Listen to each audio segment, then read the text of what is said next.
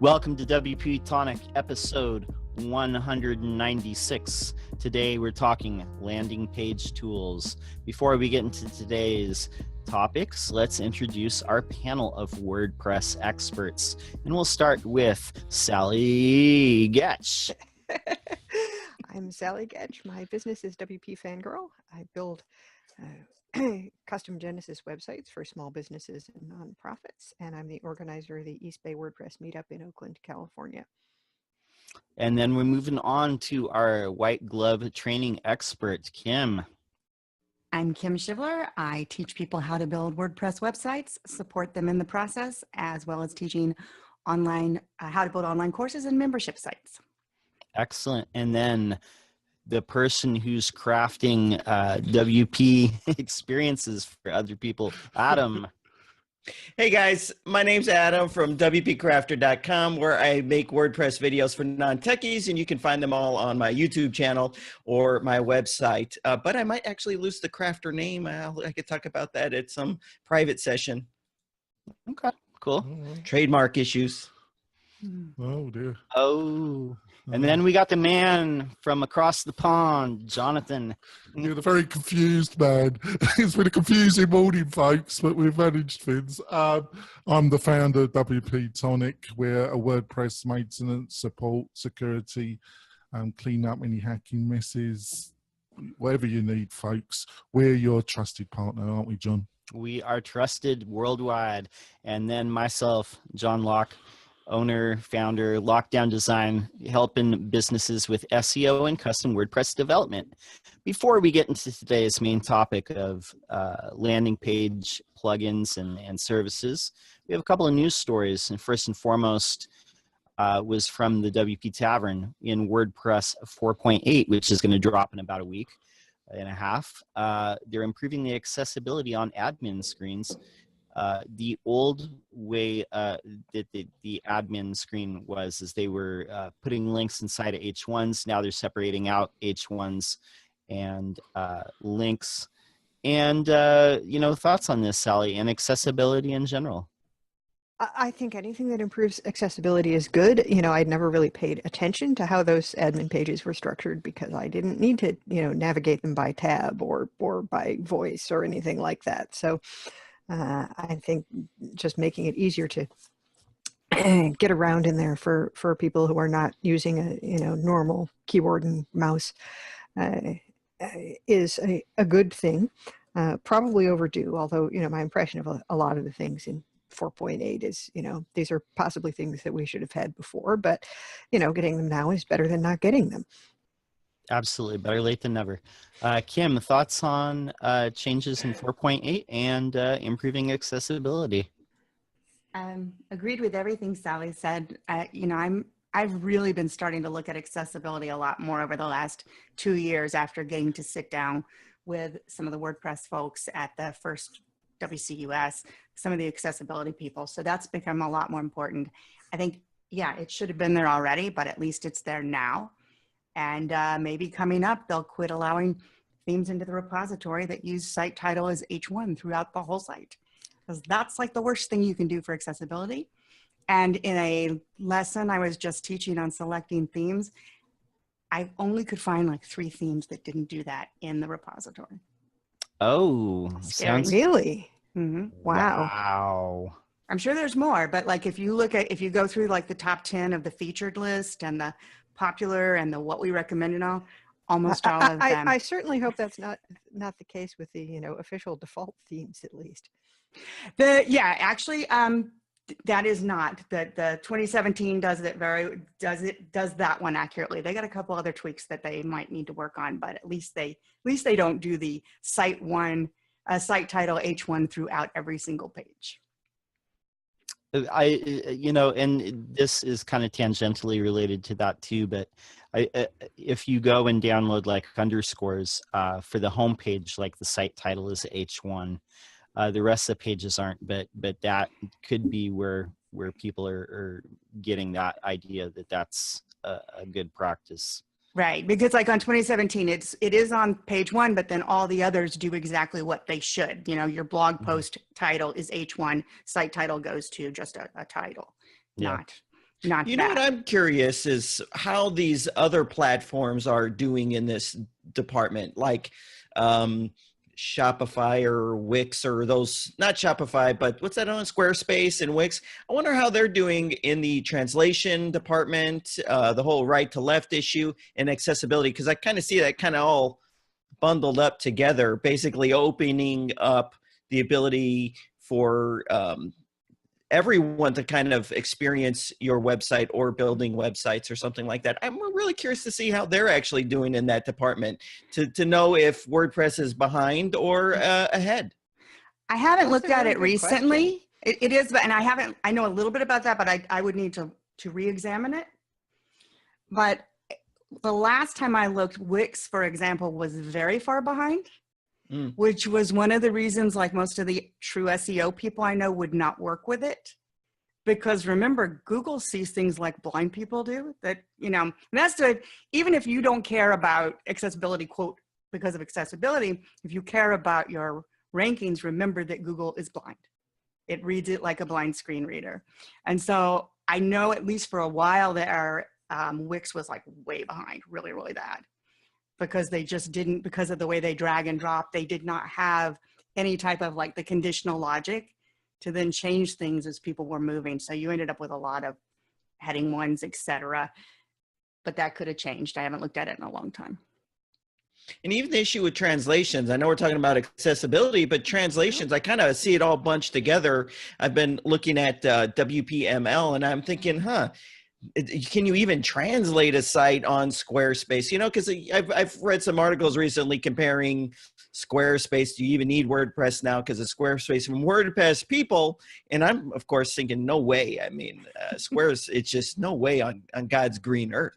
But I bet they're lacking in these departments, and maybe WordPress is the one taking the charge and the only one providing an option like this for everyone.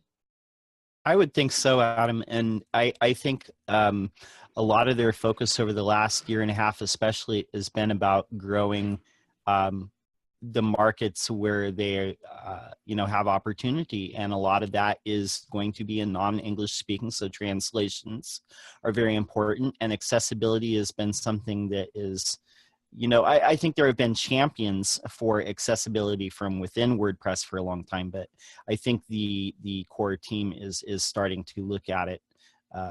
What can we do to do things the right way? So, any additional thoughts on changes in 4.8? Jonathan? Well, I'd like to say what Sally said. They're most welcome. They're quite minor. I do really feel this is a area.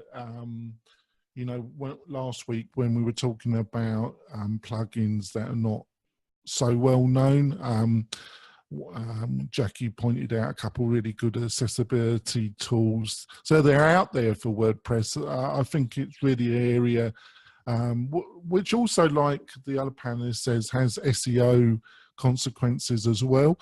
It's really an area that WordPress should really up its game a bit, really, John.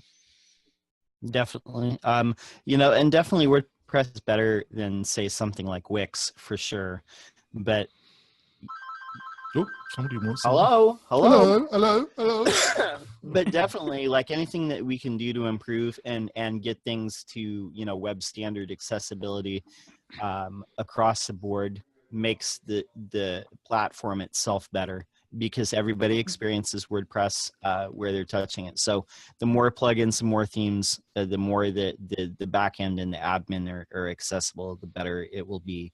The larger the adoption and the easier it will be for people to use it. So with that, we're moving on to our next news story. And this was from Bob WP's e-commerce podcast. And he was interviewing the founder from Mojo Marketplace. And I wanted to ask Sally, what were some of your takeaways from this podcast? Primarily, building a marketplace is hard. That it is.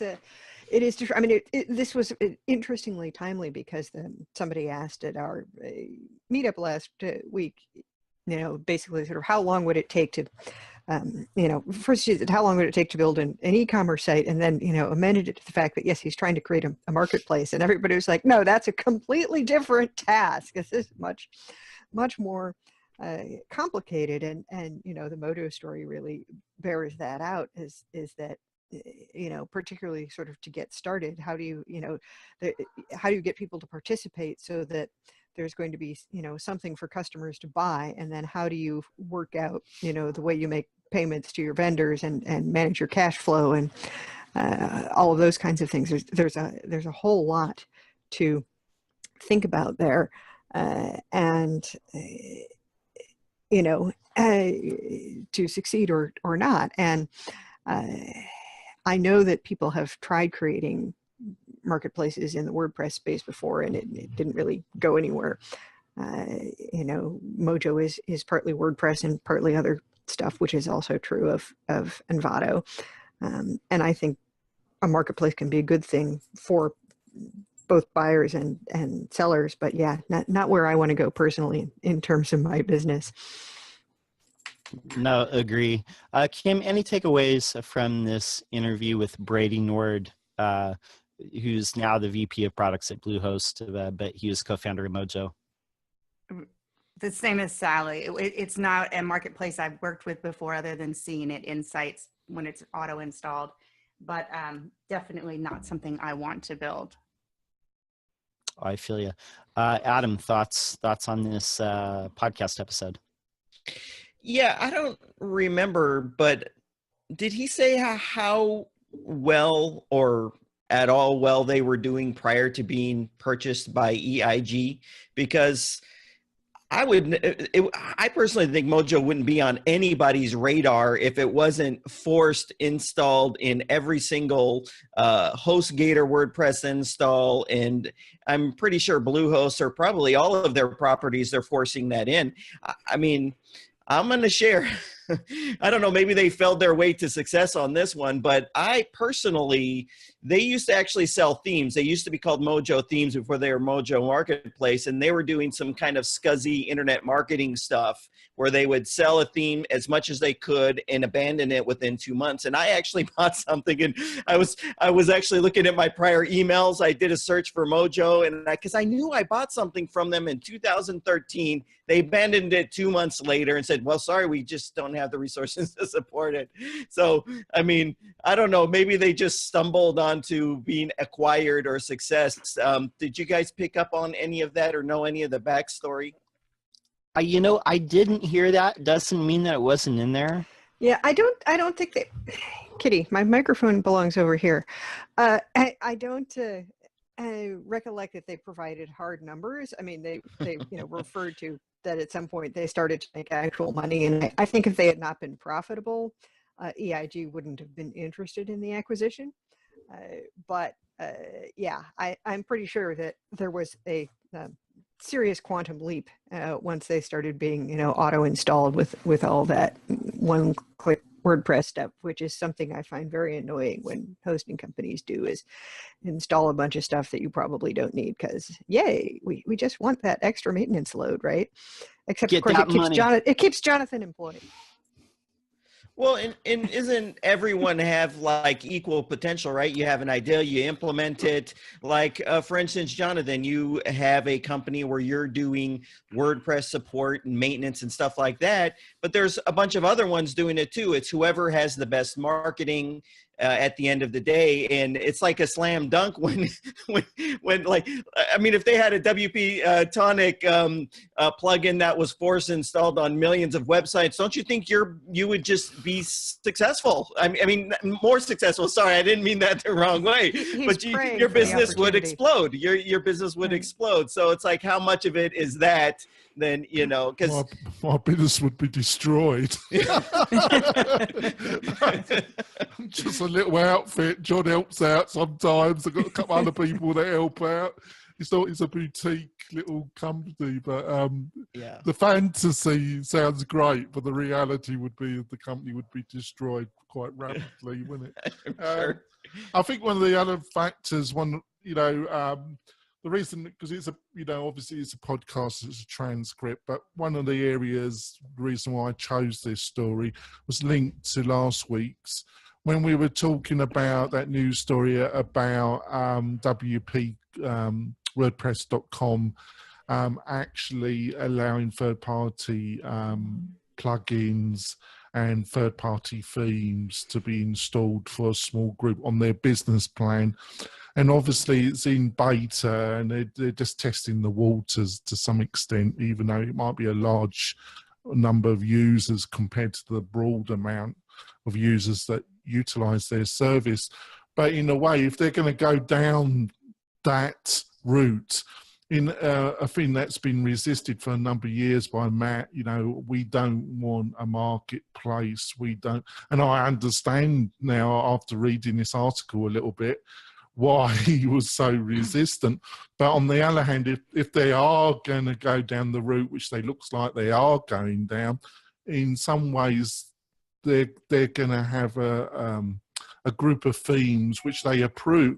The way I see it working is it's a bit like WP Engine. They probably have themes which they say don't meet this criteria. You won't be able to install them because they cause too much problems.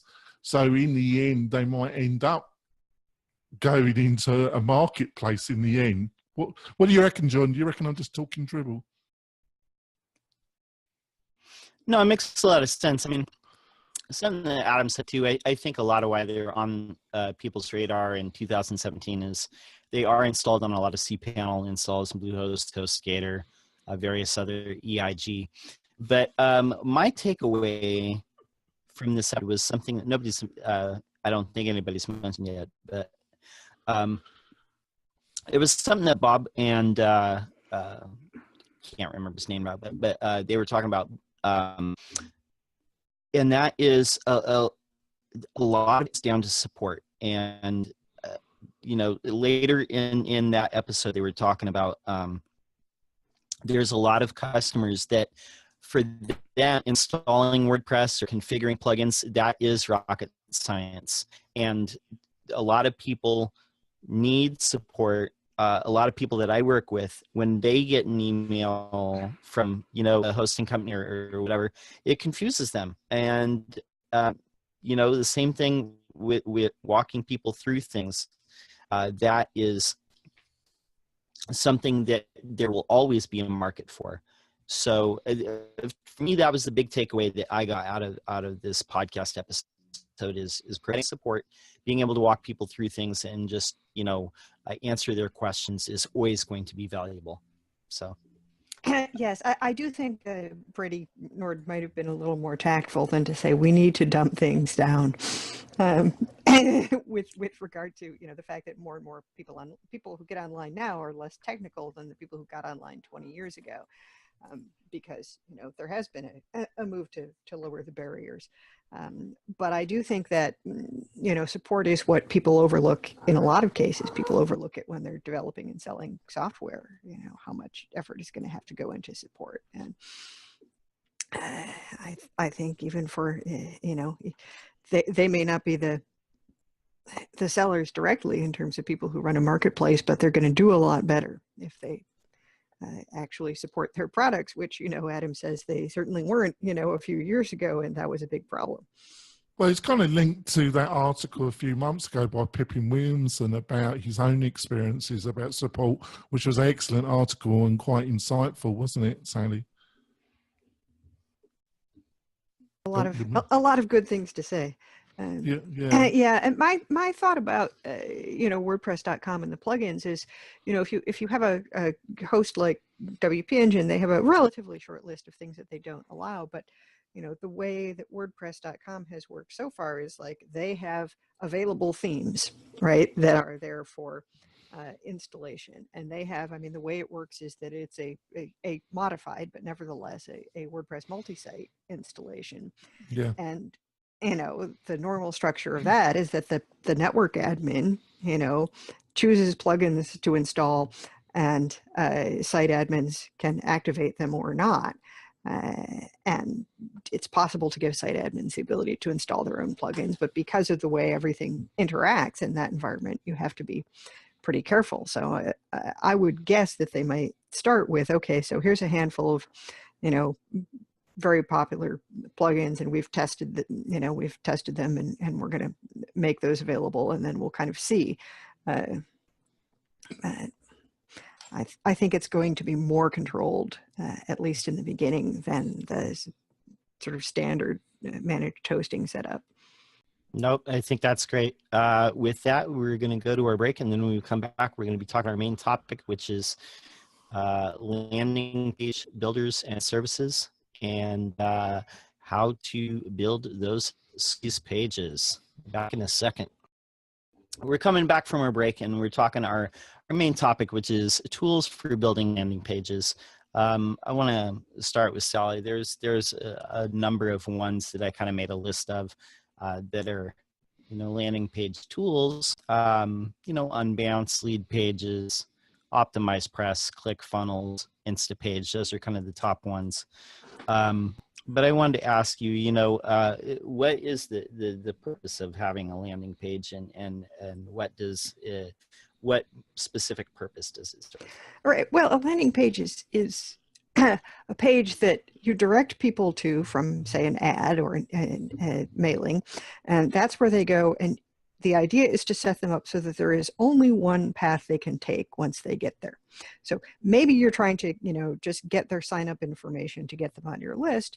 Maybe you're trying to get them to actually buy something, but, you want to restrict their choices of where they go from there to follow the steps that you want them to take. And so this is why, you see landing page templates like the ones that come with a lot of Genesis child themes. It's like, yeah, all right, we take out everything, the header, the footer, the navigation, the this, so that you can just basically put in, the buy button or the sign up form. And,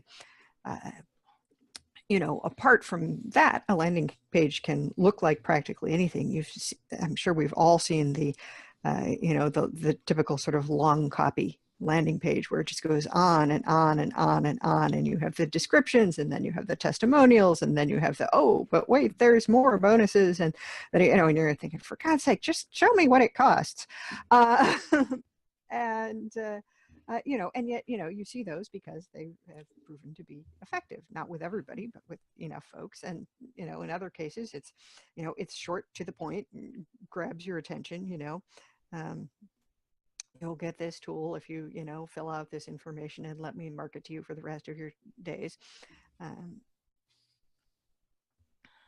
Yep. Good.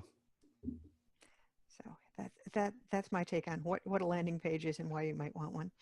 No, that's very well summed up. And then that's it. You're taking away like all the other options except for the one that you want people to take. I want to ask him, have you ever utilized like a landing page for getting people to sign up for any of your classes, or have you seen any of your students effectively use landing pages? Yes, on both. I use a landing page for every launch I do. And even on some other things, I will just actually take out, even if it's not a true sales page, there are still times I will take out all the added if I want to keep someone there and just pay attention to this. Even if it's a training, sometimes I will take out those other clicks because I really want them to get just this. And I think Sally described them the best I've ever heard it. We need the transcript of this, so I'm going to be stealing that piece. This is what it is. What I said. What Sally said. But yes, I use them on every site I have. And I actually have some sites that are nothing but a landing page, or I will send traffic from White Glove Web Training or How to Build an Online Course, or whichever one, just to that site. And all it is for signing up for whatever launch I've got. Do you have preferred tools for doing that, or do you just do it in straight WordPress? How do you go about creating them? Yes, I have preferred, and because I consider myself kind of a test dummy for these things, I end up having more than the average bear. So if you look at my different sites and you know the tools, you'll be like, why? She's got Optimized Press over there, but she's using Beaver Builder over there. And I just do it so I can teach the different things. Probably my own go-to is Beaver Builder, because it's easy. I don't have to hand code it. And I am using their theme now on a lot of my own personal sites. So if I've already got their theme and it's just like that fast to pop it in, I'm happy. I do have some of my students, we know, very controversial theme, but a lot of my students use Divi. So I teach how to do the landing pages in Divi, and it's very easy for them. Remember, we've got my 70-year-olds, they're completely non-technical, but they can build their own landing pages very easily. And then I have some people with Optimized Press and then with lead pages. I'm a little bit, I'd be interested to hear what Adam's view about that is, because one of the points of the kind of services and also some of the more specialized services that are still using WordPress as their framework is that, that in their library of templates, they're being tested. And one of the things I want to kind of put into the listener's mind or the viewer if they've gone to our YouTube channel is that small changes to landing pages can make a big difference to conversion, and you've got to really keep that in mind. Obviously, you've got to have a certain level of traffic for that to really matter. So swings and roundabouts, but just like knocking up a website might seem initially an easy task. It's magnified by landing pages. What would you say about that, Adam? Well, you have, as John mentioned in the question, you've got these hosted platforms for a reason. And obviously, we've always been able to do this in WordPress, whether it was maybe a little harder to hide your header and your footer in the past. It's a lot easier now, but you've always had, you have these very massive hosted solutions that are making money hand over fist. You look at lead pages. Well, actually the people that made lead pages actually started with a WordPress plugin called, I forget, it was a video plugin called Lead Player. And that's how they got started. And I'm sure they realized through Lead Player that, number one, it's hard to support a WordPress plugin. And the bigger thing is it's just easier to get someone, well, the perception, I think it's a false perception though. The perception is it's easier to have this hosted solution for non-technical people or people that just want to get it done. They don't want to sit there and screw around designing things, hiding things and all that. They just want to get it done. And that's when you have lead pages. Although I think it's a false perception because you're going to have a learning curve no matter what platform you end up going with. I think it's totally false. But you can't help but look at them and say they're probably like $1 billion company right now. I think if you run the numbers, well, I know there was an article on ClickFunnels. You mentioned ClickFunnels. There was an article, I think, in one of the big magazines that ClickFunnels is now worth $350 million, which is pretty huge when you factor they're only like 2 years old. So there's these hosted solutions, and then you have the WordPress-based solution. And Jonathan, you were talking about A/B split testing. You didn't say A/B split testing, but with a hosted platform, you're able to have some more features that you don't have so commonly with WordPress, like the A/B split testing. There hasn't been anyone who has done a reliable A/B split testing solution. Divi does have it. I haven't used it, and I don't know. I haven't used it to say whether it's good or not. But the point is, though, that you have the hosted versus WordPress is basically how much effort you want to put into having an actual landing page on your website. And plus, when you go a lead pages or ClickFunnel route, it's not your website, it's not your platform, it's not anything you control anymore anyway. So I think what's happening is you have WordPress stuff really catching up quick to what you were able to do with a lead pages. I think lead pages, if for the core of what lead pages does, you can already get it in WordPress through many different options. You've got Elementor now that does landing pages. They have a new feature called Canvas. Beaver Builder, they don't make it easy if you're just using Beaver Builder, but there are easy ways to remove that header and footer if you're not using their theme. You've got Thrive Themes, which you didn't mention, Thrive Content Builder. Are you guys familiar with that? Oh yeah, I use it regularly. What I would say about them is as a landing page, it's quite attractive. They were initially selling it as a page builder. As a page builder, I think it's fallen behind Beaver Builder and some of the other people you've mentioned. I've got some insight into that, because if you're familiar with Thrive Content Builder, you know it's on version 1. They've been teasing version 2. I've actually used version 2. I have access to it on my computer right now, even though it's not going to be released for several months and no one really knows anything about it. Their criticism has always been it's not GPL and they don't do things the WordPress way. You deactivate it, you lose all your stuff. They've actually fixed that feature of it, and the new interface is actually pretty slick. The difference with Thrive Content Builder versus a Beaver Builder or Divi is they have marketer specific elements like evergreen countdown timers that will reveal or do something when it goes down. All kinds of really marketer specific things like that. And their new version, it looks really nice. It looks really nice. I have it. It's very nice. Well, I've got a lot of respect for Shane, the joint owner of Thrive Themes. He's been on the show. I tried to get him back on, but he's a hard man to track down because he's roaming the world as we speak. But he's somebody that I've always listened to, and I do follow his blog because he's one of those hardcore marketers that I really feel really know their business, and has shown that he knows his business by his actions, by building it with his founder, his joint founder, a very successful company. So that's great news. But I still think if you're looking for landing pages and pop-ups and you're looking for a good WordPress tool, it's definitely something you should look at, Thrive. You know, like ClickFunnels, which is one of these external services of the ones we're going to talk about, they're all embracing that, you know, because I think they supply e-commerce and membership, e-commerce.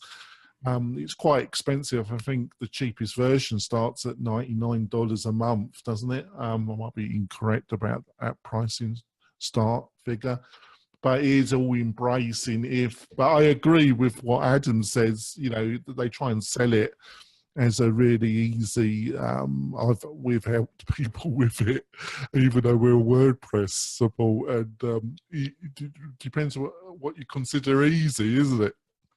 Yeah, anything's going to have a learning curve. Anything absolutely is going to have a learning curve, whether you think it's easy. I'm sure Kim can chime in on this. She's teaching people how to make courses with WordPress, and you have all these hosted solutions, and people think that's easier, but it's not easier. It's just as complicated. It might be hosted and it might cost you 10 times more what it would cost you with WordPress, but it sure as heck isn't any easier. I agree. And in fact, to throw that in there, I teach at least one of the hosted solutions for online courses, and I end up teaching lead pages because people still get in there and they don't know it. I do like lead pages. It's very powerful. I think for just, they focus on what they want, you know, just the lead pages. Whereas, as you mentioned, with ClickFunnels, they really want everything there. They're trying to be your full funnel. Yeah. So it's the page, and then it's the membership, and then it's your online courses, and then the whole delivery is right there within that funnel. I've only used it very minimally with 2 clients, but I can't speak deeper than that. Yeah. I would say one thing, no matter what you're doing, is the podcast that Lead Pages puts on is fantastic for the information you were mentioning, Adam, of no matter how much you build it, the little tweak can make a big difference in the conversions. So whatever tool, I would pay attention to their podcast and learn those tweaks. Yeah, I think I totally agree with Kim. One thing about, I am an active user of Lead Pages. I'm an active user of all these systems to one certain level. Is that I think technology-wise, Lead Pages, like setting up a lead magnet, the interface is a little bit clunky compared to some of the competitors. Now, I feel it's just some of the getting like the thank you page set up after the main landing page, setting up a lead magnet, some of the I've also a little bit critical of the support pages, that they're not the most easily readable, a bit long-winded sometimes, but I would say their general support's quite good. What do you think, Adam? Well, what I wanted to say about like a I know you were just talking about lead pages, but we were talking about ClickFunnels and how it does all these things. And I will say that if they were to give you public information, which they no way would do this, that lets you know they've got all these features, but which one are the most people using? Guaranteed, they're just using it for a simple funnel, which is essentially a landing page where someone takes an action, then it goes to another landing page where they take an action, maybe buy something and go to another landing page. They're not really using it for membership sites. And you have to be a little careful if you think it's so easy to say, oh my gosh, this is the perfect solution. It does everything that I could ever want to do, but they do everything crappy and they do one thing really good, where the benefit of going with a WordPress based solution is, so there's all these e-commerce ones where you can go with the best one and they are experts at e-commerce, but then you might want to add a landing page or something along those lines. And you can go with the best solution for that because there's several ones to choose from. So you get the best of the best.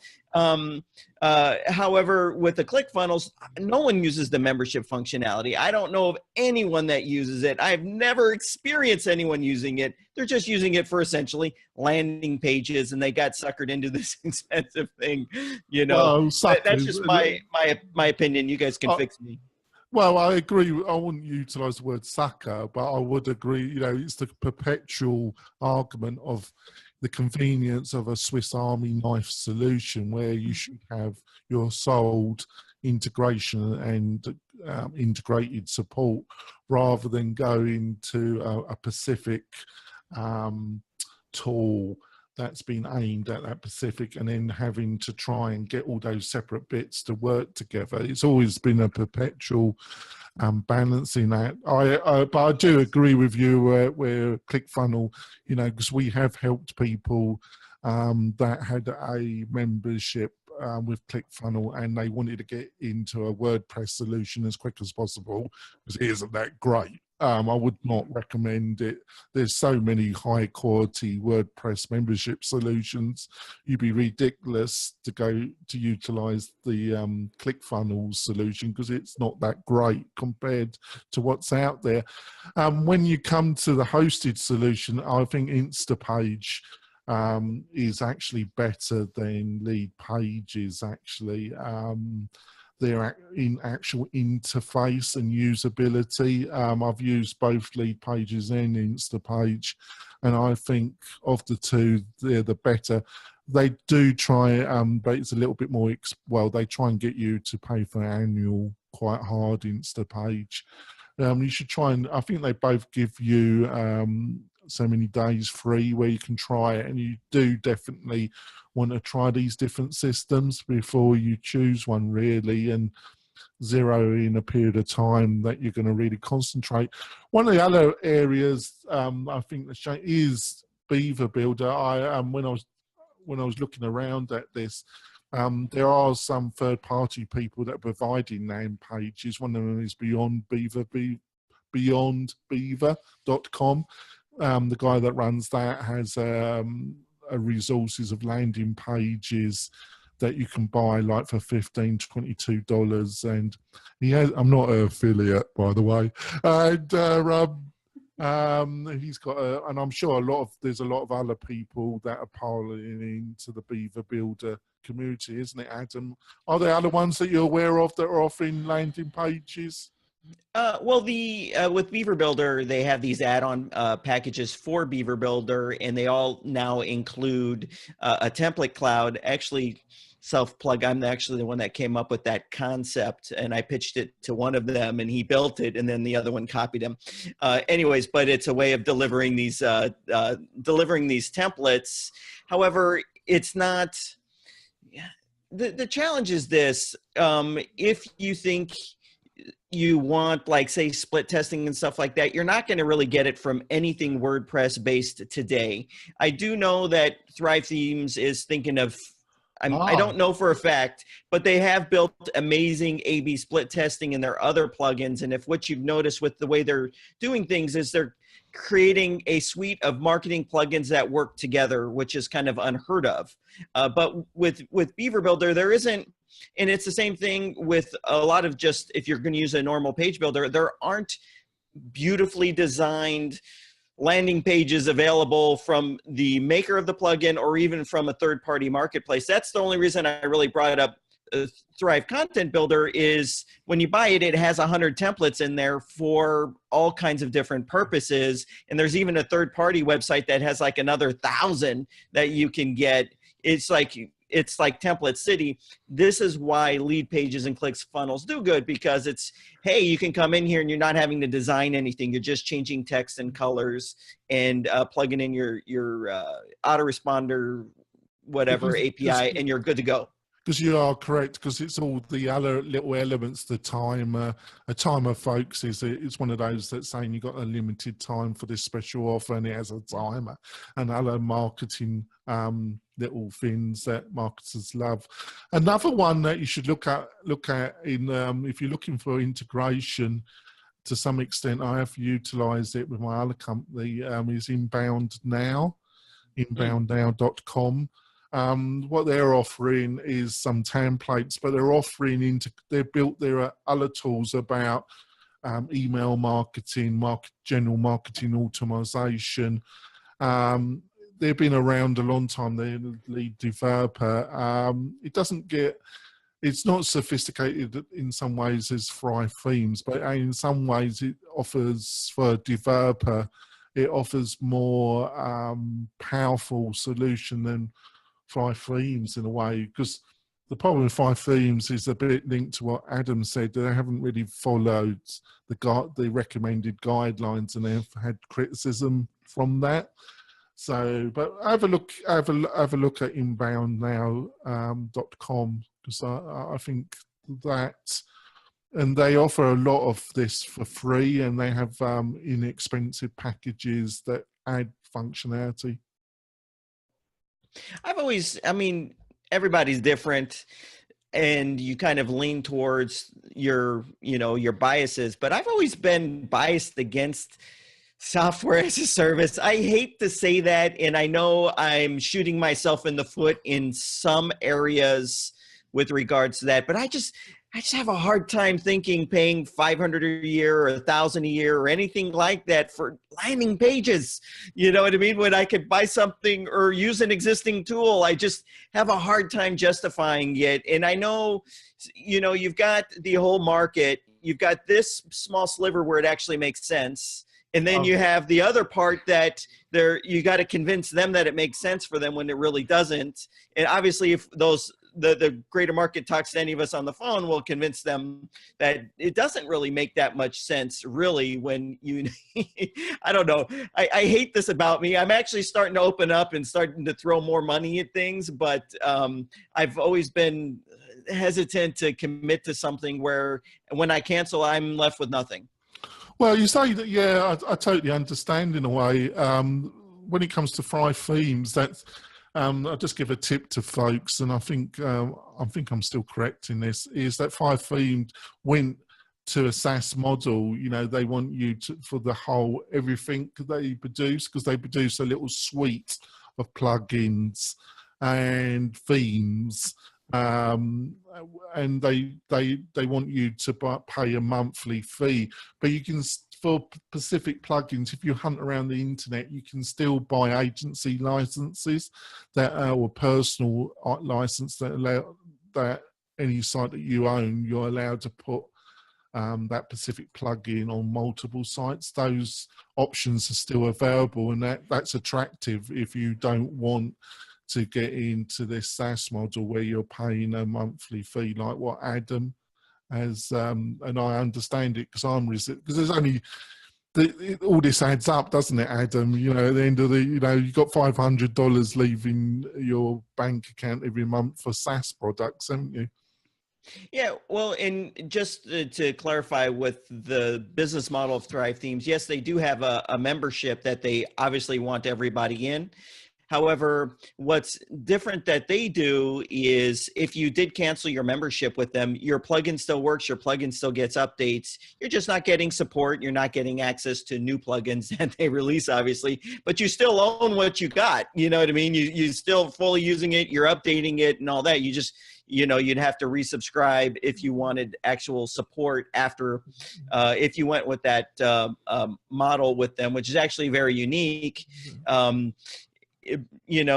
Actually, it's kind of silly for me. I know I'm sorry when I get us all off topic here, but I guess kind of in a way, WordPress is all software as a service now too, right? Because you buy a license now, everything's 1 year support and updates. After that year, you're probably going to want an update for security and all kinds of that. So you're technically software as a service anyway, even though you're not forced into it.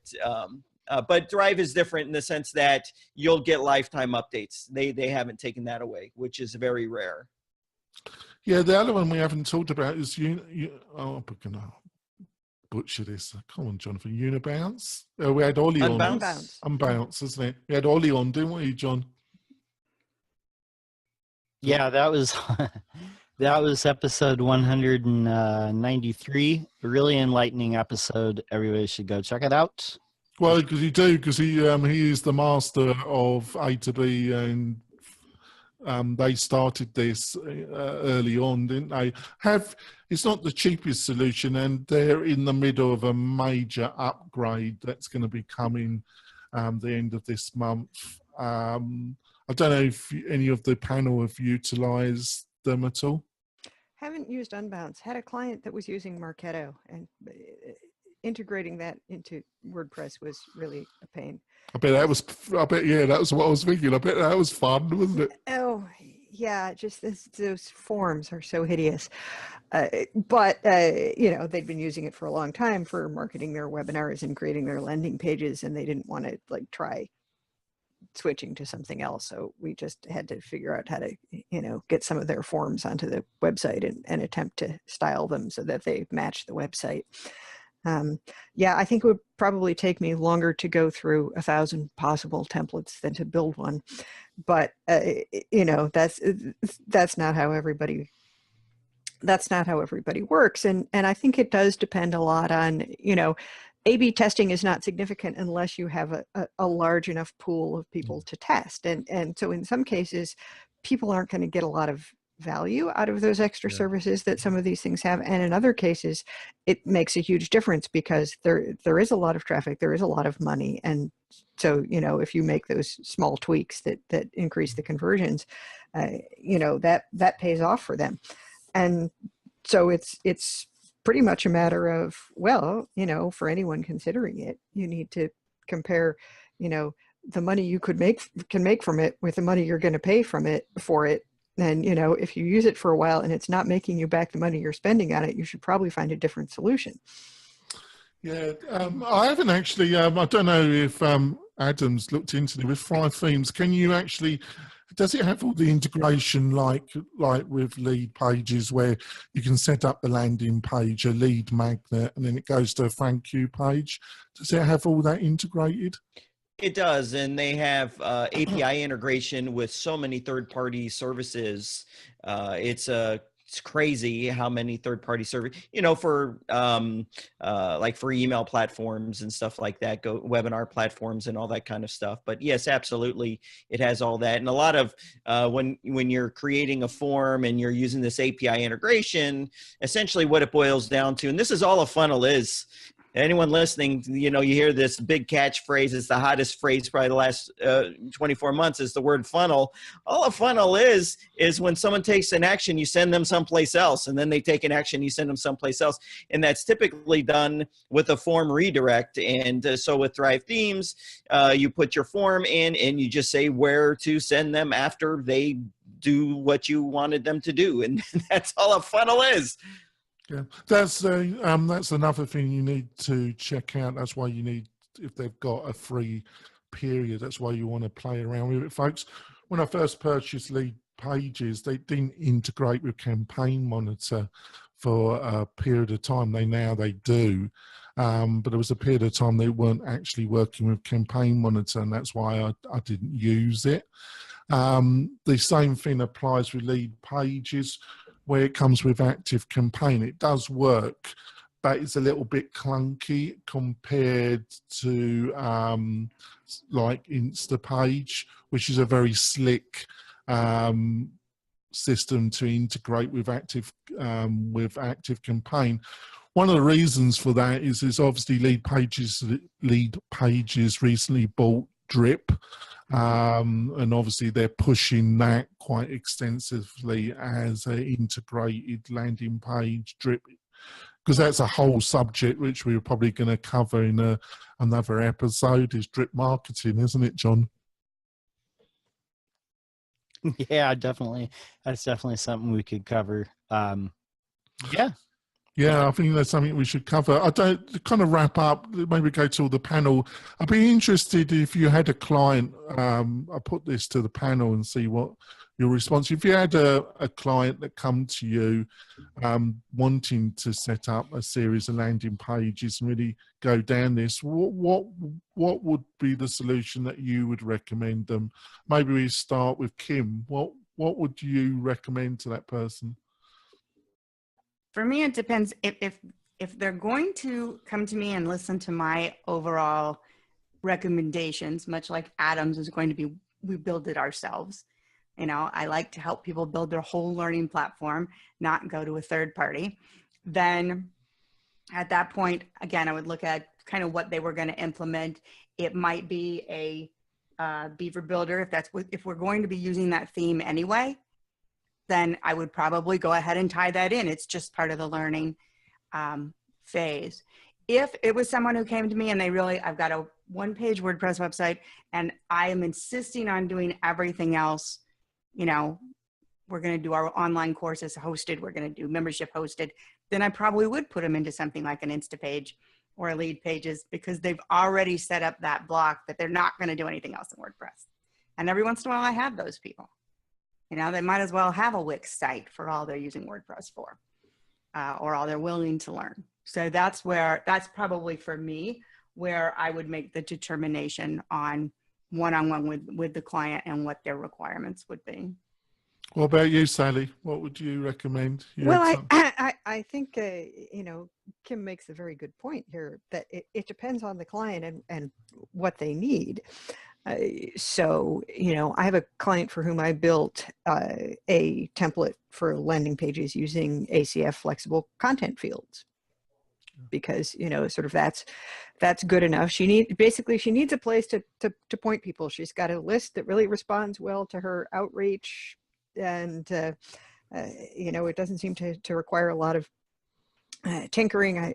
So I built this quite simple landing page for a webinar she was offering, and there were like 2,000 people signed up or something, even though she only sent the email out like a week before, and it was right around Christmas. So yeah, I mean, you know, I think that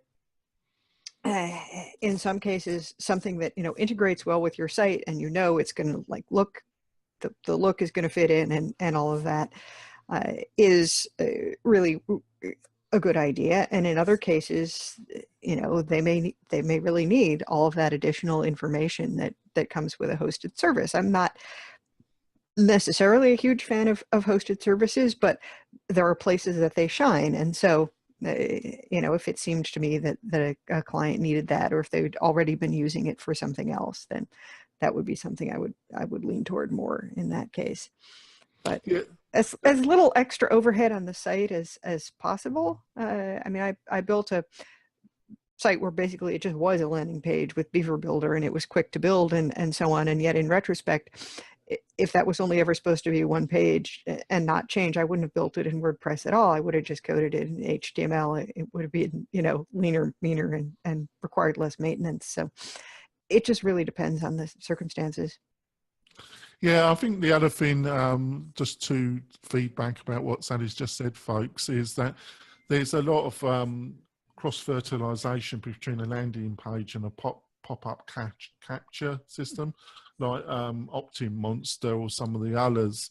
And they're for slightly different purposes, folks, where with the with the landing page, depending on where you're driving traffic to that landing page, most of my activity has been through paid advertising through Google or Facebook, and actually driving page where you're concerned that the advert, the conformity of look comes from the advert, and they hit the landing page, and the advert and the landing page look the same basically, and you continue the message, you confirm the message from the advertisement on the landing page, where a kind of sophisticated pop-up, like what Sally said, you're more concerned about that the pop-up has some linkage to the look of the actual website. I just thought I'd pop that in a little bit. What about you, John? What kind of solutions, if you had a client that was seriously looking at landing pages and driving traffic, what would you recommend? Got your boot, John. Again, to echo what Sally and Kim have said previously, it's going to depend on the client and what their business model is.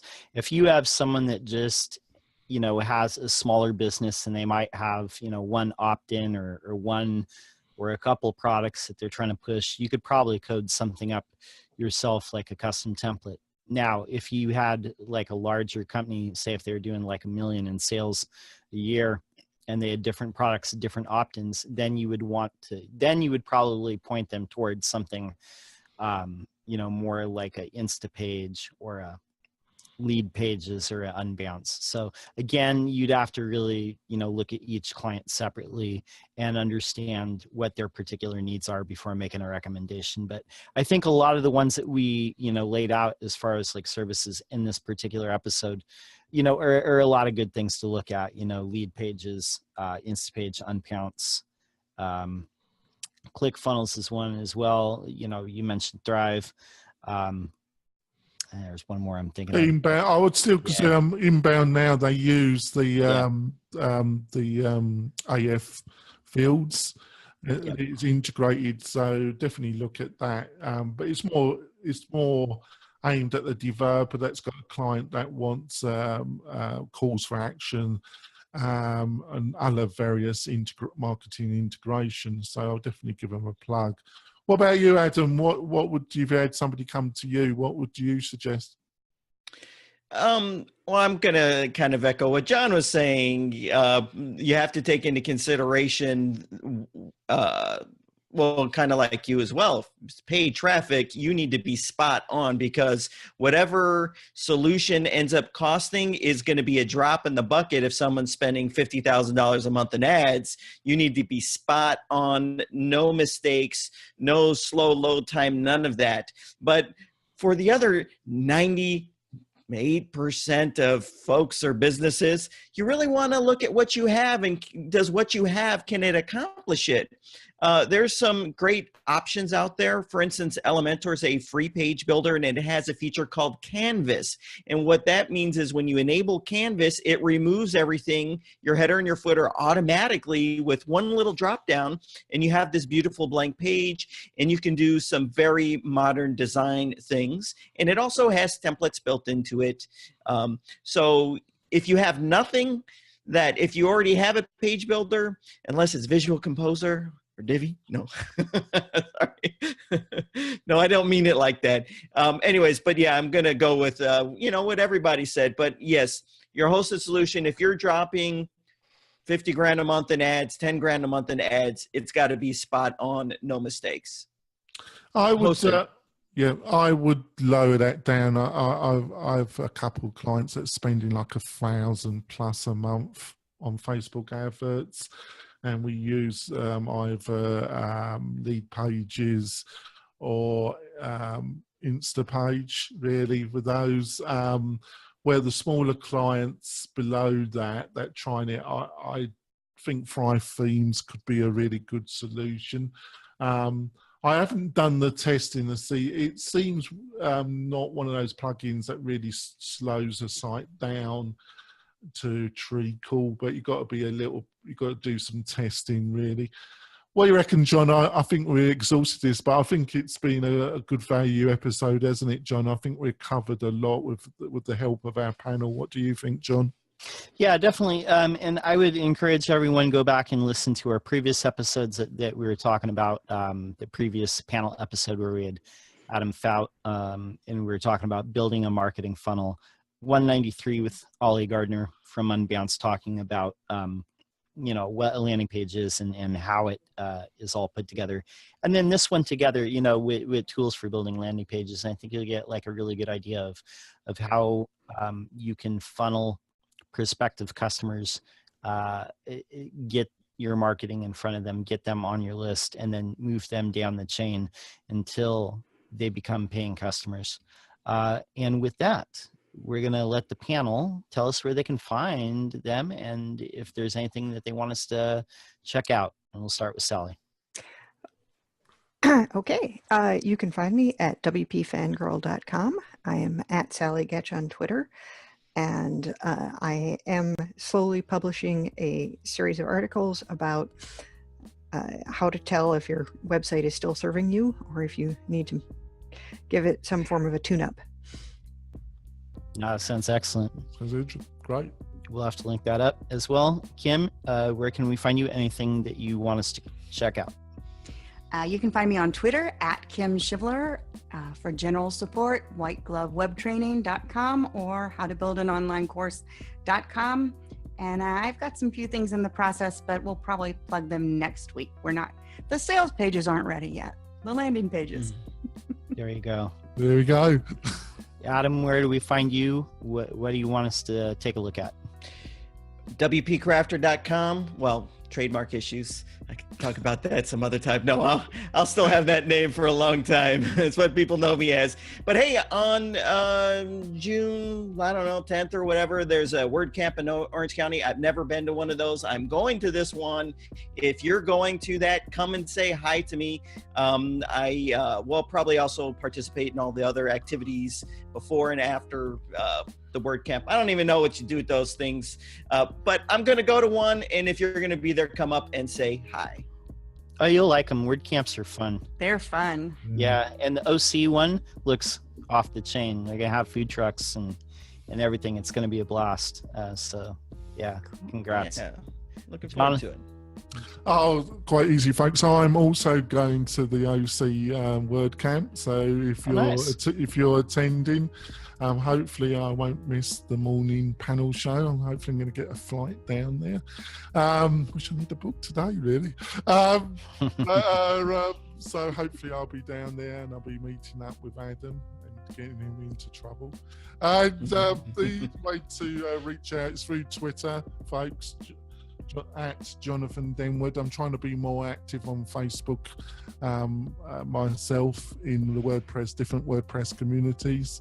And you could just email me at jonathan@wp-tonic.com, which me and John would just love more people to contact us through Twitter and whatever platform that suits you, and give us feedback about the show, won't we, John? Yeah, most definitely. Leave comments on the posts. Leave a comment on the Facebook page, or just hit us up on Twitter. Just let us know how we're doing or what you want to see. If you want to get a hold of me personally, you can find me at my website, which is lockdowndesign.com. You can find me at my Twitter, lockdown_, or check out my Facebook page, just facebook.com/lockdowndesign. For the WP-Tonic posse, rolling deep today, we're saying peace out and get your dose.